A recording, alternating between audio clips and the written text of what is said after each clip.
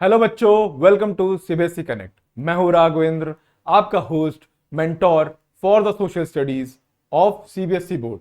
आज हम लोग क्या कर रहे हैं, डिटेल्ड एनालिसिस कर रहे हैं क्लास 10th के सोशल स्टडीज के सारे सब्जेक्ट्स का। कैसे, कौन से चैप्टर हम लोग क्या पढ़ने वाले हैं, उनसे क्या वेटेज होगा, वो हम लोग डिस्कस करेंगे।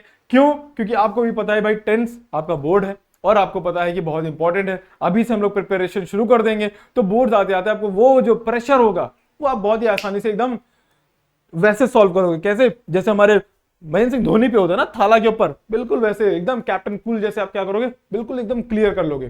तो वो प्रेशर उस समय ना रहे तो अभी से क्या करें, हम अपने आप को बैकअप की तरह मेंटेन करके रखे रहे, हमारे पास सारे सब्जेक्ट पहले से तैयार रहे, ताकि हो क्या हो, उस समय कोई भी प्रॉब्लम ना हो। तो हम लोग पहले बिना देरी के शुरू करते हैं क्या कि सोशल स्टडीज में हमारा क्या आने वाला है। अगर हम बात करें तो हिस्ट्री है, पॉलिटिकल साइंस है, ज्योग्राफी है और इकोनॉमी।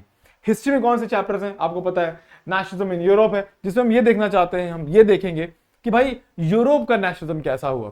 क्यों? क्योंकि हमको पता है नेशनलिज्म बहुत इंपॉर्टेंट है, चाहे वो अभी हो चाहे पहले हो।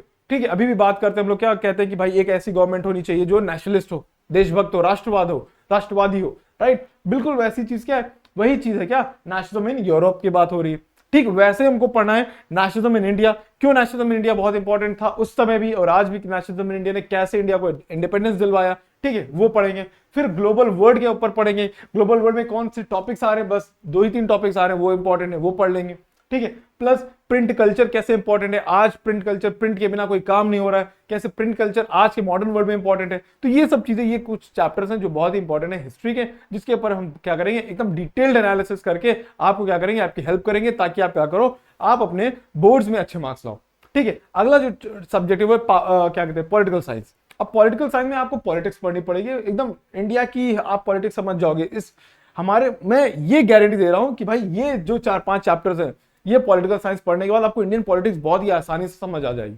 ठीक है, क्या हो रहा है, कौन सी पार्टी, कौन सा लेफ्ट, कौन सा राइट, सब कुछ पता चल जाएगा। ठीक है, तो ये क्या है, हम देखेंगे पावर शेयरिंग क्या होती है, पावर शेयरिंग क्यों इंपॉर्टेंट है। ठीक है, कैसे पावर शेयरिंग इंपॉर्टेंट है इंडिया के लिए, वर्ल्ड के लिए, बाकी सोशल ग्रुप्स के लिए। ठीक है, वुमेन्स के लिए पावर शेयरिंग क्यों इंपॉर्टेंट है। फिर उसी का एक पार्ट है जिसको हम फेडरलिज्म बोलते हैं, कैसे पावर शेयर हो रहा है सेंटर, स्टेट और लोकल लेवल पे। ठीक है, फिर हम देखते हैं जेंडर, रिलीजन एंड कास्ट, कैसे जेंडर, मतलब कि आप देख रहे हो कि कैसे जेंडर बेस्ड पॉलिटिक्स हो रही है, रिलीजन बेस्ड पॉलिटिक्स हो रही है, कास्ट बेस्ड पॉलिटिक्स हो रही है, ये सब चीजें होगी।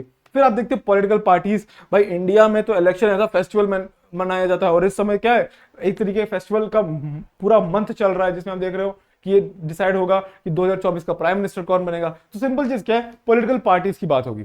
फिर हम बात करें आउटकम्स ऑफ डेमोक्रेसी। हम लोगों ने डेमोक्रेसी तो पढ़ ली, डेमोक्रेसी के बारे में जान गए, आउटकम क्या है, उसका क्या रिजल्ट मिला हमको।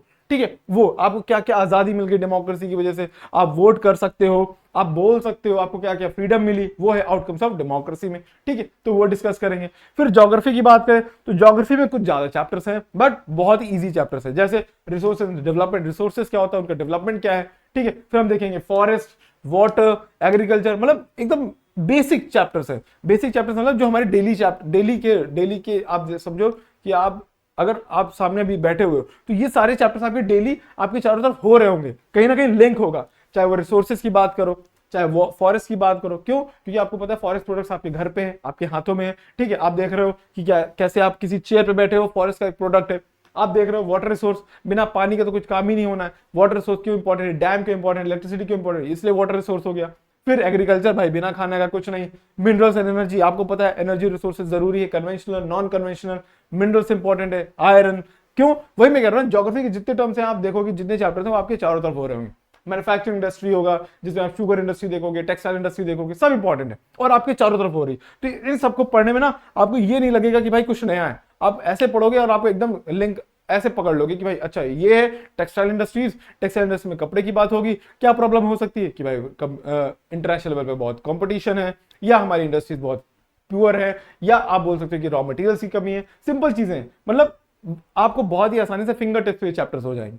फिर रही बात इकोनॉमी की, तो इकोनॉमी में आप देखोगे क्या डेवलपमेंट होता है, सेक्टर से इंडियन इकोनॉमी क्या होते हैं, प्राइमरी, सेकेंडरी, टर्शियरी, क्वार्टरनरी, कई सेक्टर्स होते हैं, वो क्या है। ठीक है, फिर हम बात करेंगे मनी एंड क्रेडिट क्या है। भाई देखते हो आप, मोदी जी कहते हैं ना कि भाई हमारी ये योजना है, वो योजना है, वो योजना है, क्या है रियलिटी में क्या हो रहा है, वो क्रेडिट है। क्रेडिट मतलब लोन, मतलब अगर आपको कोई काम करना है तो आप क्या करते हो, गवर्नमेंट की तरफ से, गवर्नमेंट की कई सारी स्कीम्स हैं जिनके अंदर आप क्या कर सकते हो, लोन ले सकते हो। मतलब आप समझ रहे हो मनी क्यों इंपॉर्टेंट है, क्रेडिट क्यों इंपॉर्टेंट है, क्रेडिट कैसा होना चाहिए, क्या कहते हैं, कहां से लेना चाहिए भाई, लैंडलॉर्ड से क्यों नहीं लेना चाहिए, बैंक से क्यों लेना चाहिए, ठीक है, ये सब चीजें इसमें डिस्कस होगी। ठीक है, फिर बात होती है कि ग्लोबलाइजेशन क्या है, कैसे इंडिया ग्लोबल वर्ल्ड में एक इंपॉर्टेंट रोल प्ले कर रहा है, ग्लोबलाइजेशन क्या है, कैसे फॉरेन की इंडस्ट्रीज इंडिया में वर्क कर रही है, कैसे इंडियंस है फॉरेन कंपनीज में काम कर रहे हैं इंडिया में रहते हुए, सब पार्ट है किसका, ग्लोबलाइजेशन का। कैसे आप इंडिया में रहते हुए अमेरिका मेड कंपनी कपड़े पहन रहे हो, ये चीजें यूज कर रहे हो, कैसे आपकी बनी हुई चीजें, आपके देश की चीजें फॉरेन कंट्रीज यूज कर रही हैं। सिंपल चीज क्या है, ये है ग्लोबलाइजेशन, इसके बारे में डिस्कशन होगा। ठीक है, और factors that have enabled globalisation, मतलब आप समझो ग्लोबलाइजेशन से मिलता जुलता वर्ड। तो एक तरीके से ये है आपके सारे सोशल स्टडीज के क्या सारे चैप्टर्स। और आप देखो, अगर हम देखें कितना वेटेज है, तो हर सब्जेक्ट को क्या दिया है, 25% का वेटेज दिया। मतलब अगर 80 मार्क्स का पेपर है तो 20 मार्क्स के चारों सब्जेक्ट से आएगा।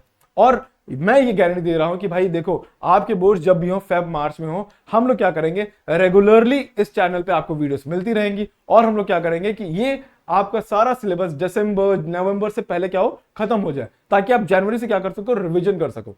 तो आप क्या करो, इस चैनल को सब्सक्राइब करो और हमारे चैनल में बने रहो। हम लोग खाली एसएसटी नहीं, बाकी सारे सब्जेक्ट्स के क्या करेंगे, बाकी सारे सब्जेक्ट्स के भी पूरा डिटेल्ड एनालिसिस और प्लस लेक्चर्स लेके आएंगे, ताकि क्या कर सको, आप बोर्ड्स में अच्छे मार्क्स ला सको। तब तक के लिए take care, bye bye, thank you.